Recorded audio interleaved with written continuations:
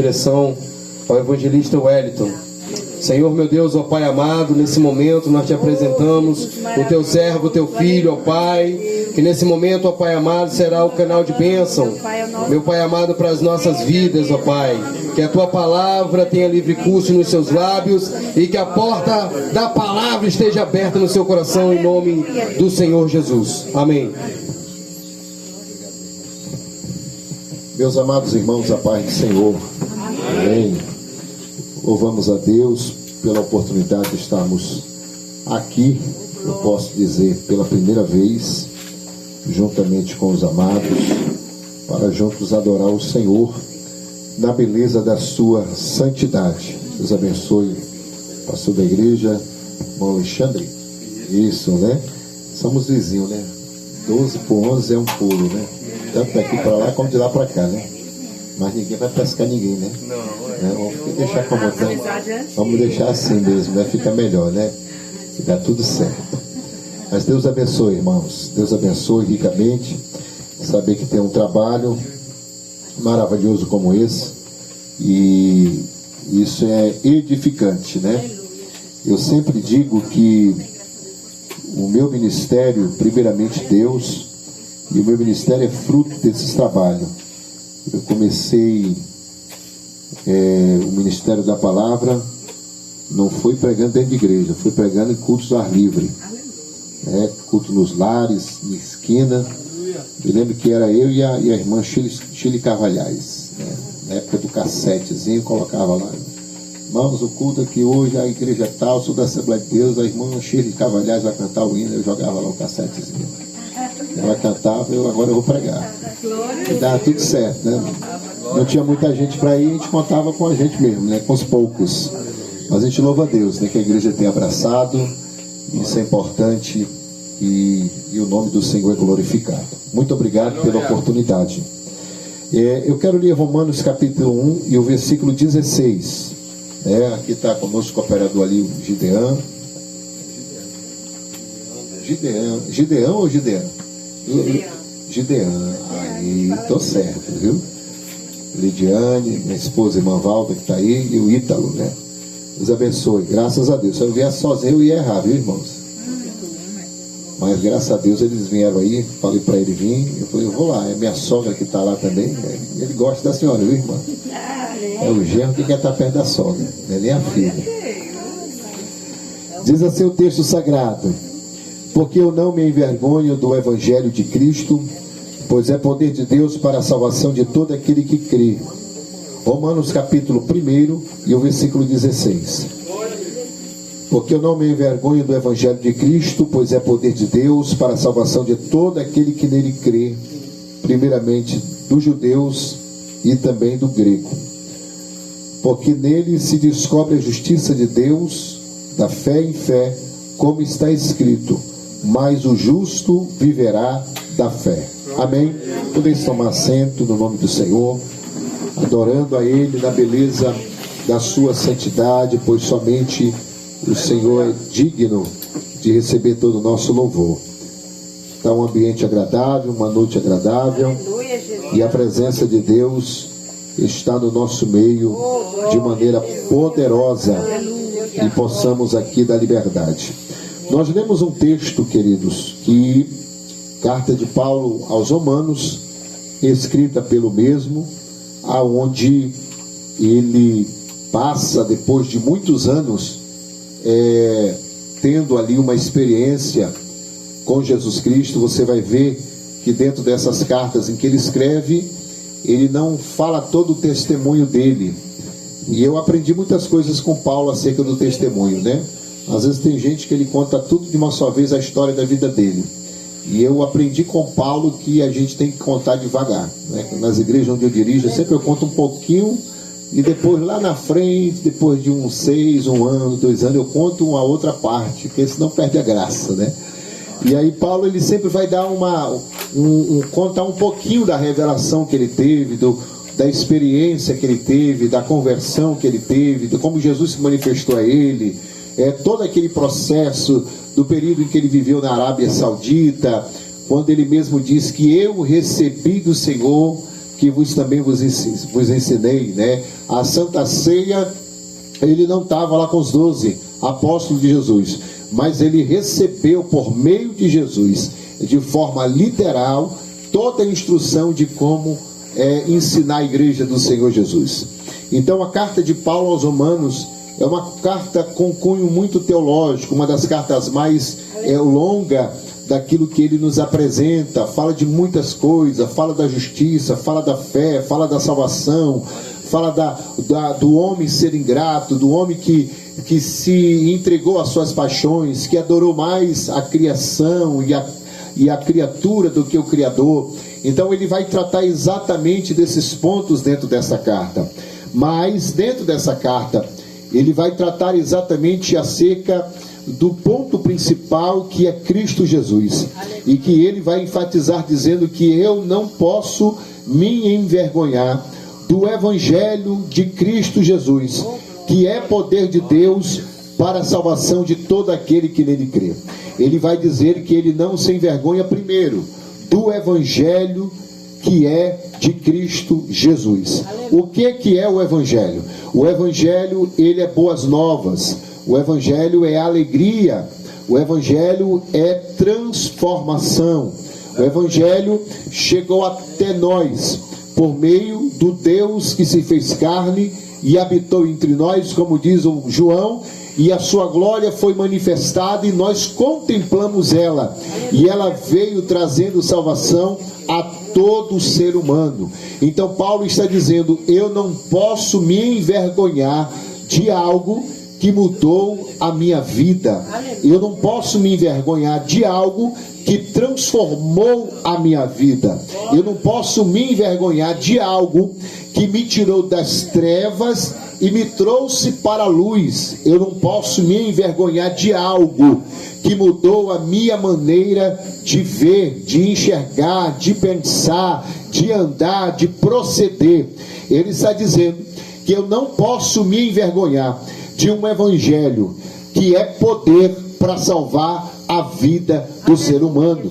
Por que Paulo ele fala exatamente isso, que eu não posso me envergonhar, eu não posso negar, eu não posso me esconder, eu não posso deixar de falar? E ele mesmo vai dizer uma das frases que nós conhecemos, quando ele diz assim: ai de mim se eu não pregar o evangelho. Ele vai dizer também que a mim foi imposta uma responsabilidade de falar desse evangelho. Então o apóstolo Paulo, ele fala com muita veemência, com muita autoridade daquilo que ele está afirmando. Eu não posso me envergonhar. Por quê?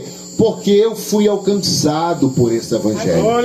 No livro de Atos dos Apóstolos, no capítulo 9, vai tratar exatamente da conversão de Paulo, da maneira como ele foi transformado, da maneira como ele foi resgatado.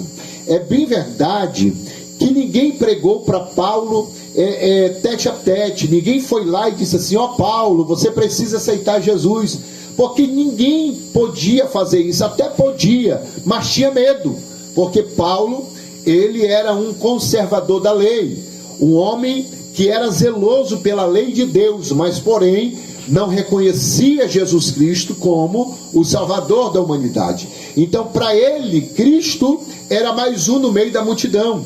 Era uma heresia falar de Cristo. Então ele se levantava como zeloso da lei, mas todo zelo sem entendimento acaba se tornando fanatismo. E em nome da sua crença, do seu fanatismo, se mata, se tortura, se prende, se arrasta pela cidade. É o que nós vemos dentro desses segmentos, aonde eles são zelosos pela lei, mas eles matam em nome de Alá, porque não conhecem a Jesus Cristo, o Deus que habitou entre nós, trazendo salvação. Mas Paulo, ninguém pregou para ele, né? Antes da sua conversão, ele era chamado de Saulo. Não é porque ele aceitou Jesus que ele foi transformado em Paulo, não. Isso é só uma mudança, né? É como nos Estados Unidos Paulo é Paul, e no Brasil é Paulo. Nos Estados Unidos, Pedro é Peter, e no Brasil é Pedro. É uma questão simplesmente de grego, de romanos, de hebreu, a forma como se chamava. O seu nome foi só mudado nesse sentido, não que ele recebeu um novo nome para ser chamado de Paulo.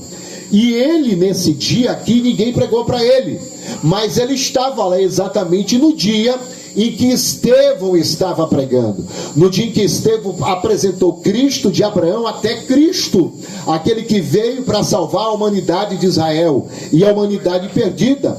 A Bíblia nos diz que eles arrastaram, mataram Pedro, mataram Estevão, e arrastaram e colocaram ali os seus trajes aos pés de um jovem chamado Saulo, que estava ali.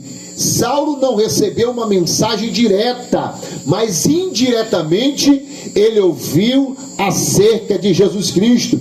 Eu posso dizer que Estevão foi o pregador do culto ao ar livre. Às vezes nós não damos valor para um pregador da praça, para um pregador dentro do ônibus, para um culto como esse, que talvez alguém esteja de longe ouvindo, mas o camarada está ouvindo e sendo instruído acerca de quem é Jesus de Nazaré, o Salvador da humanidade.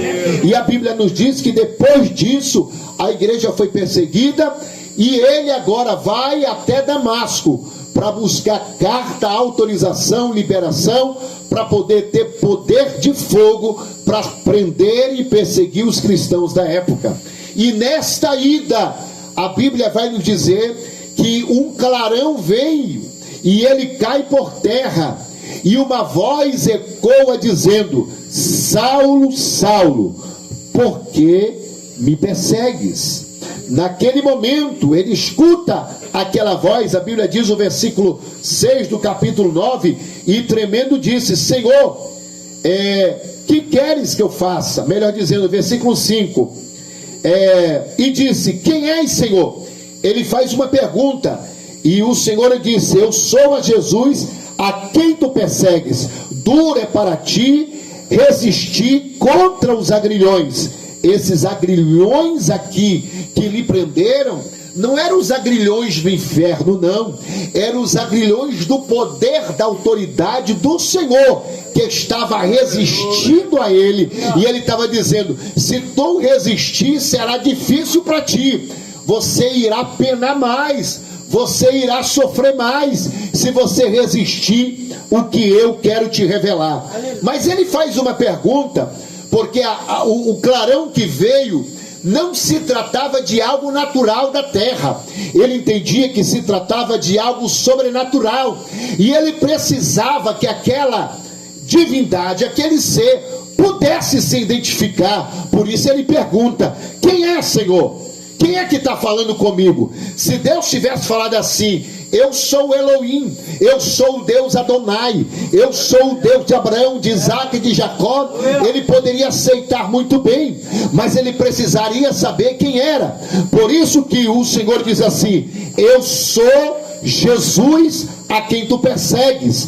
Você observa que Paulo não vai questionar. Por que ele não vai questionar? Era normal ele questionasse, questionar alguém que ele não conhece. Jesus, quem é o Senhor? Eu nunca ouvi falar do Senhor, eu nunca ouvi falar do seu nome. Eu conheço o Deus de Abraão, eu conheço o Deus de Isaac, eu conheço o Deus de Jacó, mas ele não questiona. O texto diz, o versículo 6, ele diz assim: o que queres que eu faça? Ele já dá uma resposta, ele faz uma pergunta para Jesus Cristo, dizendo: o que o Senhor quer que eu faça? Como alguém que não conhece a esta pessoa, de prontidão deseja obedecer ou pergunta: o que queres que eu te faça? Paulo não questiona, porque a mensagem de Estevão foi o suficiente para revelar quem era Jesus de Nazaré naquele momento. Cristo só valida a mensagem de Estevão.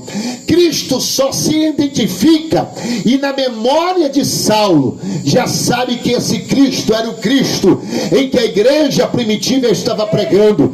E agora ele entende que esse Cristo não era algo fictício, não era heresia, mas ele era o Verbo vindo do céu para salvar a humanidade perdida. E ele se levanta atônito, cego, e naquela mesma hora ele vai em direção à ordem que Jesus Cristo deu para ele: levanta-te, vai na rua chamada direita e fica numa casa ali que eu já tenho tudo preparado. Ele foi muito melhor do que muitos nós crentes que tem 30 anos de crente e é desobediente. Ele no primeiro dia de crente obedeceu a voz do Senhor e Deus foi na vida dele, levantou um apóstolo chamado Ananias e disse assim: vai lá na casa direita, na rua direita, lá tem um homem chamado Saulo. Aí ele disse: mas Saulo, Senhor, não é aquele que está ameaçando matar o povo? Eu acredito que Ananias quis até desistir naquela hora, porque é como se falasse assim: o senhor está me levando para a boca da onça, né?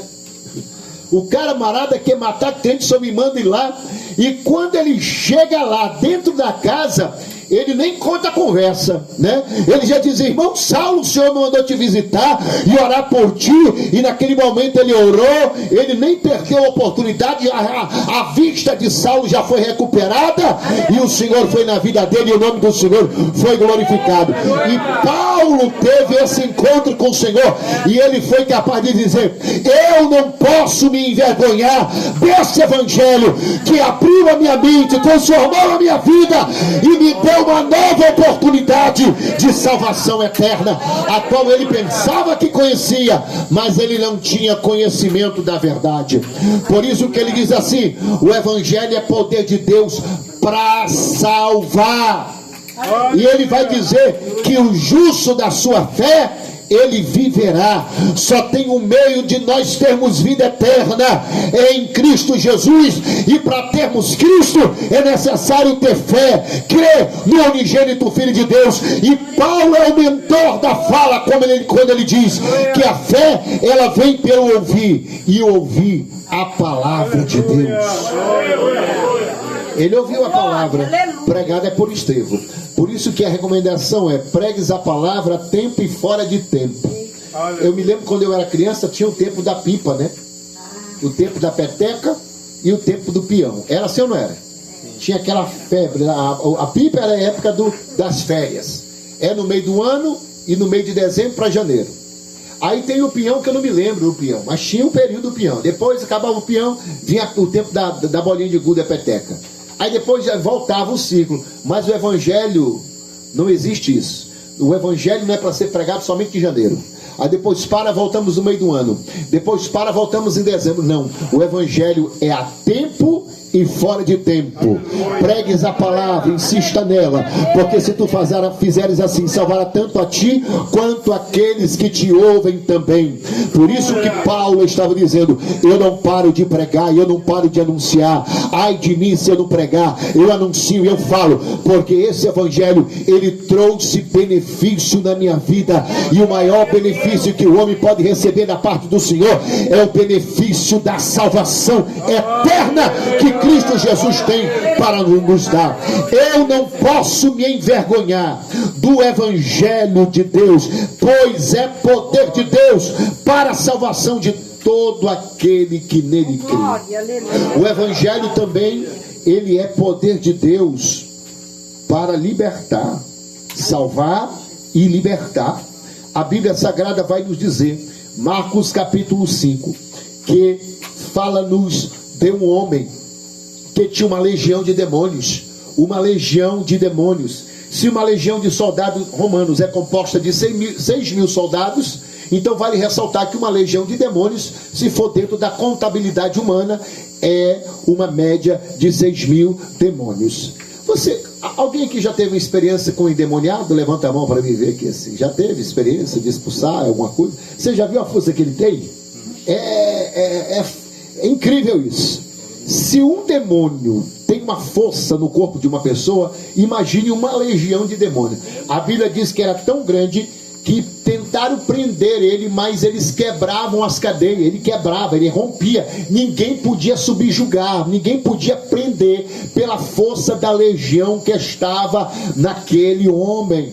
Aquele homem vivia oprimido, trazia problema para a sociedade, tinha família, quem sabe abandonou para viver dentro de um cemitério.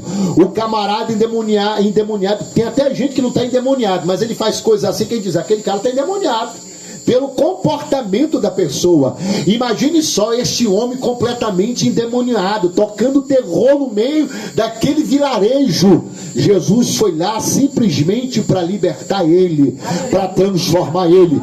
Quando Jesus chega exatamente onde ele está, aquele endemoniado sai com aquela legião correndo e clamando, dizendo: filho de Davi, Jesus, tu já vieste nos atormentar antes da hora. Jesus manda eles ficarem mudos, fiquem calados. É Jesus que está no controle, pergunta o nome dele, ele diz: legião, porque somos muito.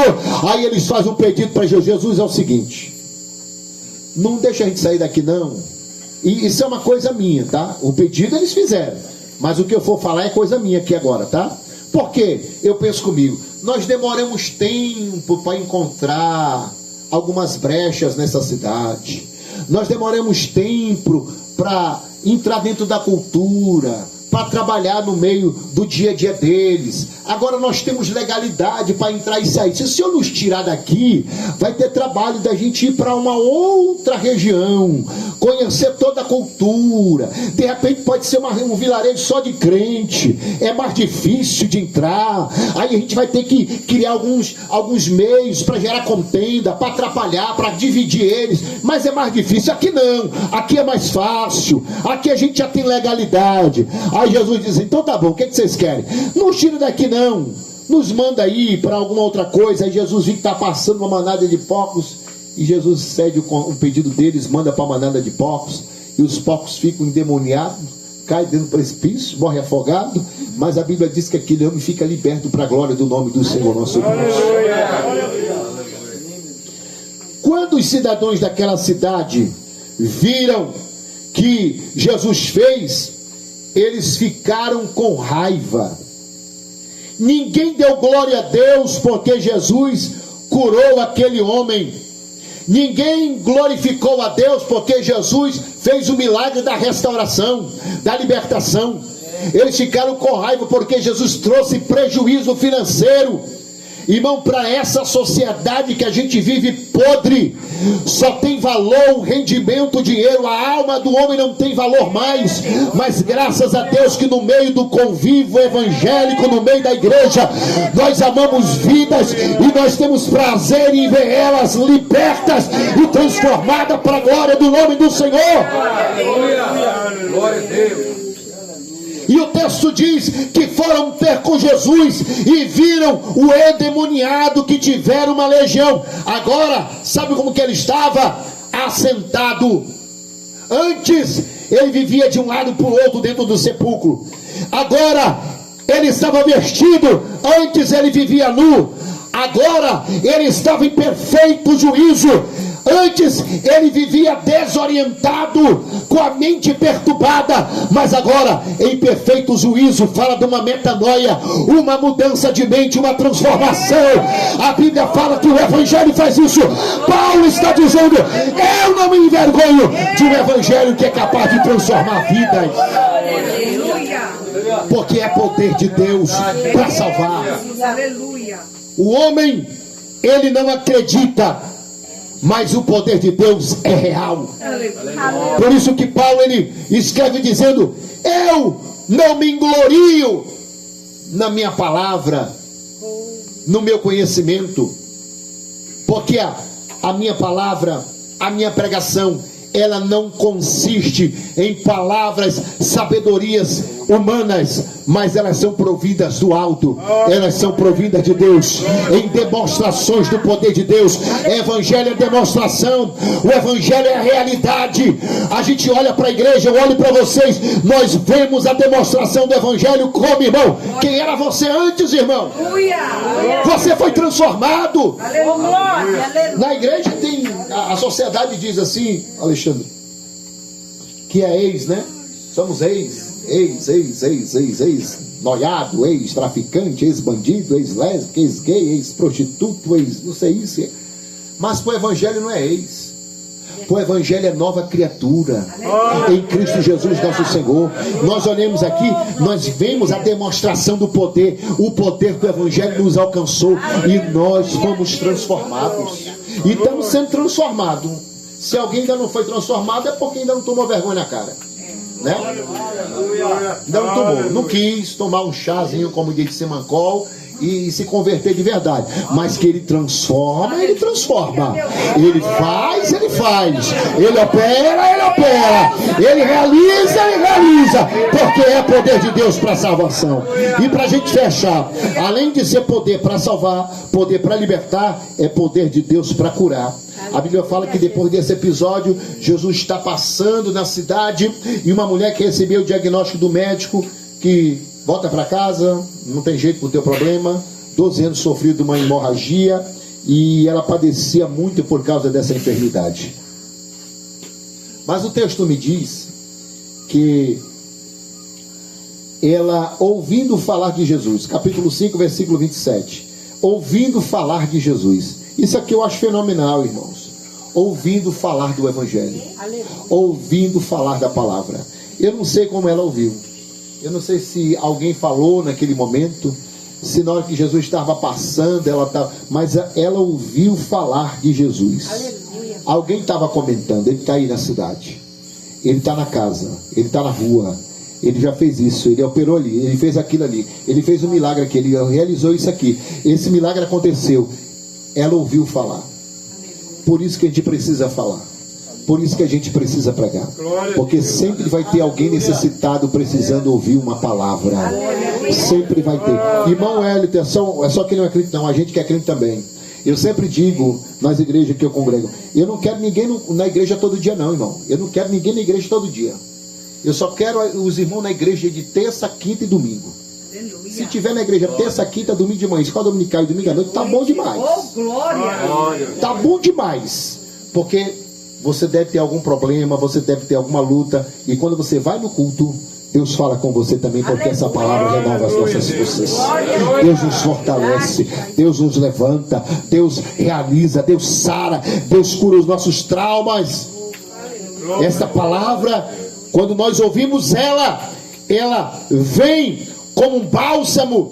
O próprio Cristo diz assim: santifica-os na verdade, a tua palavra é verdade. Aleluia. Jesus disse para o discípulo: se tu não deixar eu lavar, não tem parte comigo. A palavra de Deus lava, ela regenera. Aí Pedro vai dizendo: lava só os pés, não, lava a cabeça, o braço, o sovaco, tudo de mim, porque eu quero ser limpo. É. Então a palavra de Deus, ela é poderosa para fazer grandes coisas acontecerem. E ela ouviu falar de Jesus, estava desmotivada, para baixo. O médico disse que não tinha jeito, vai para casa, espera a morte chegar. Quantas notícias ruins a gente recebe ao decorrer do dia. O patrão chega, vai para casa, pegou as contas. O pagamento que ia sair não saiu. Uma notícia ruim veio, uma enfermidade que aconteceu, pegou o diagnóstico médico, leva para o médico, o médico diz: olha, é aquela doença.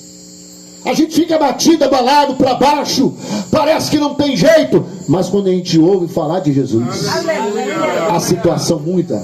Porque a Bíblia diz que quando ela ouviu falar de Jesus, ela disse consigo, porque dizia, o versículo 28 diz assim: porque dizia, isso quer dizer aqui que ela pensava, ela antes de ir, ela elaborou, ela planejou, ela arquitetou, ela pensou consigo dizendo: se eu tocar as suas vestimentas, eu ficarei curada. Então ela criou uma estratégia. A palavra ela vem assim ao nosso encontro. Ela é uma espada que ela penetra a divisa da alma e do espírito, juntas e medula, e é capaz de mudar a intenção do coração do homem e de nos dizer essa seguinte maneira como ela fez: eu vou fazer um plano, eu vou fazer uma estratégia, eu vou elaborar, e eu vou fazer dessa forma, porque se eu tocar nele, eu ficarei curada. Sabe o que é interessante? É que ela vai dizer assim: e eu tocarei nas suas vestes e sararei. Ela já afirma. Ela não diz assim: talvez eu vou encarar a multidão, se eu por aqui, de repente eu tocando nele, eu posso ficar curada. Ela não usou por essa visão, ela não foi pela dúvida, ela já afirmou: eu sararei. Aleluia, Jesus. Eu ficarei curada. É isso que Jesus quer de nós.